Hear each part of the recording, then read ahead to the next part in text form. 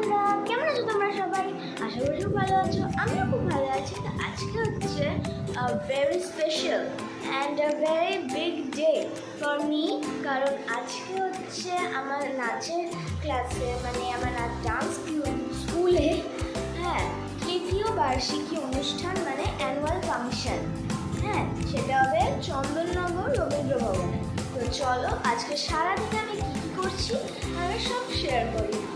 আমি এখন run obviously practice করবো, আর এখন বাজে হচ্ছে ঘড়িতে 8:15, ঠিক আছে?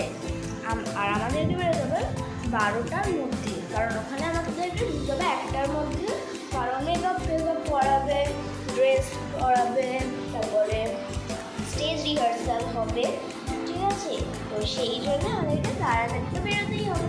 তো চলো আমি ডান্সটা প্র্যাকটিস করে তোমরাও দেখতে থাকো তোমার ভিডিওটা।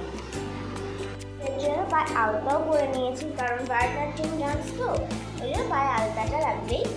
দেখো, আর আমার পায়ে না আলতা শ্যুট করে না, আমি ওই জন্য পড়তে চাই না, আর ডান্সের জন্য তো পড়তেই হবে না। তো চলো না ভিডিওটা তোমরা দেখতে থাকো।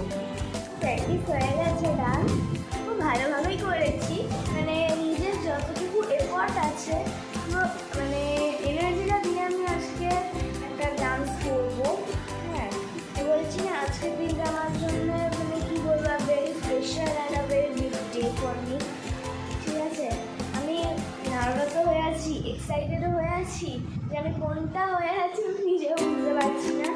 তো চলো আমি এখন চান টান করে খেয়ে নিয়ে ব্যাগটা একবার সেকেন্ড পেজে গুছিয়ে তারপরে রেডি হয়ে আমি না এখান থেকে চুলটা খোপা করে বেরোবো, ওখানে গিয়ে শুধু লাগিয়ে দেবো। তো চলো আমি স্নান করে নিই।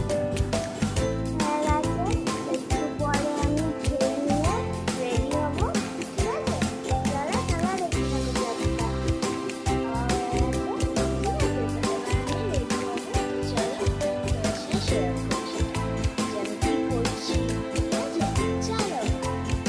আমি এখন রেডি হই।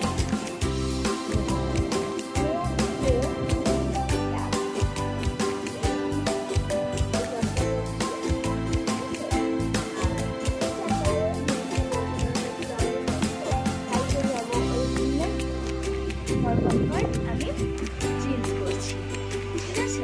তো ওখানে গিয়ে তো আমি রেডি হবই। চলো আমি রেডি হইনি, তার সাথে একটু পরে আবার দেখা হচ্ছে।